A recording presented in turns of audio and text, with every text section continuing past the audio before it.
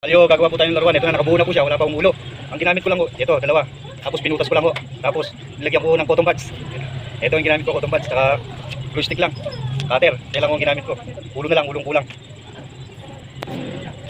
Ito po yung ulo. Lalagyan mo natin mata.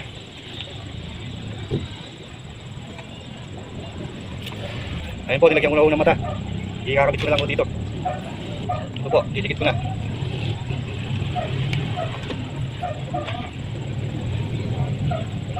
Yan na po siya, may ulo na. Ano po yung laruan? Buo na po siya. Nilagay ko po sa harapan yung battery. Kapag nilagay ko po sa likod, natutumba. Kaya sa harap ko nilagay. Tsaka yung switch niya. Yung switch na nasa likod. Ayun po siya. I-try po natin pa-andrin. Ayun na po siya. Ayun po. Ayun po. Battery po niya nasa harap. Kasi magaan po sa harap eh. Kaya nilagay ko po sa harap. Ito po yung switch niya sa likod. Ayun po siya.